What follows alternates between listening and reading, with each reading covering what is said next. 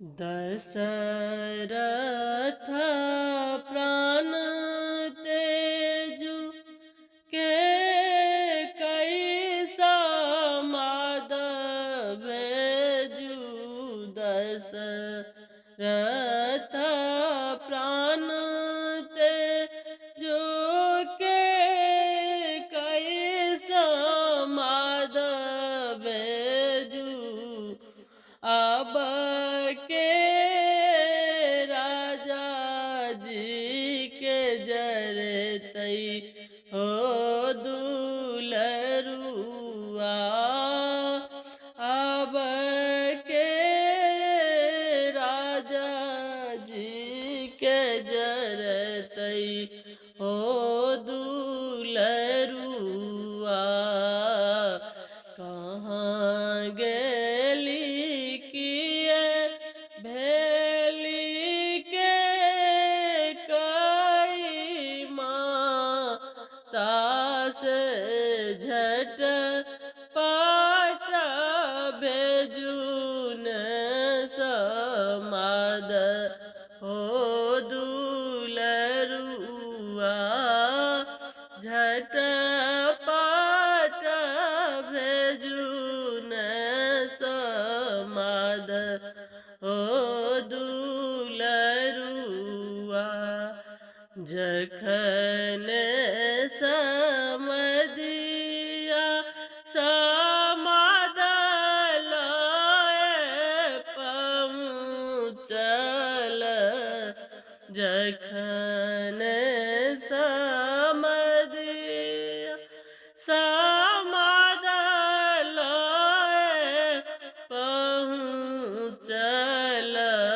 पूछल लागल कुशल समाद हो दुलरुआ। पूछल लागल कुशल समाद हो दुलरुआ।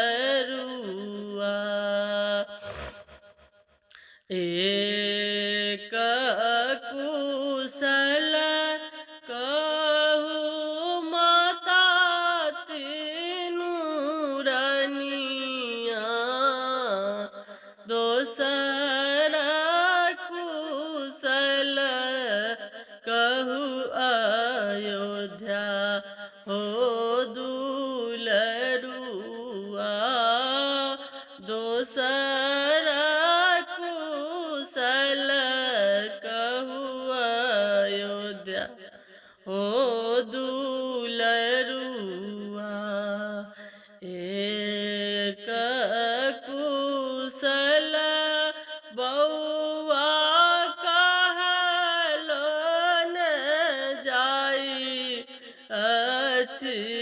पिता जी कुशल बउआ कहलो न जाई अछि। सुन भेल अयोध्या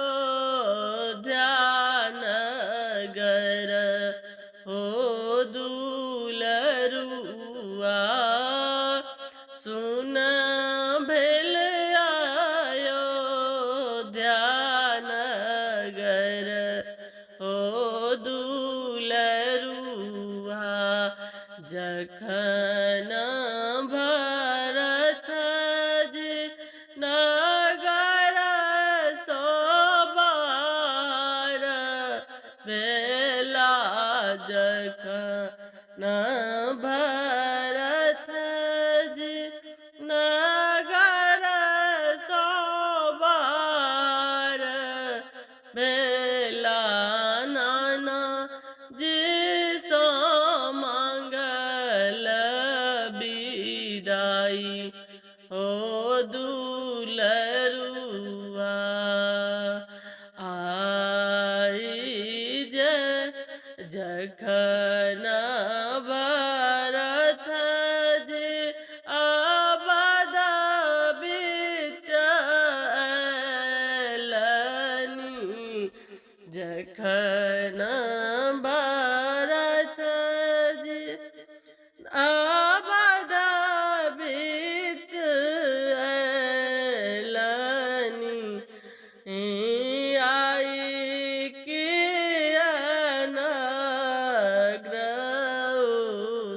दास हो दुलरुआ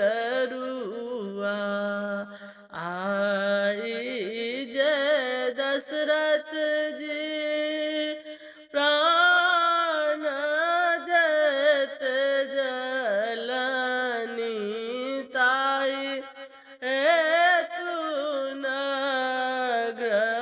नग्रउदास हो दुलरुआ ताई है तू नग्रउदास हो दुलरुआ इत बाबचन जब सुनलन भरत जी से फैसला चित्त मूरछाई हो दुलरुआ कौशल्या जय पानी लाऊ के कई जे मुँह पोछू अब के राजा जरत हो दुलरुआ अब के राजा जरत हो दुलरुआ।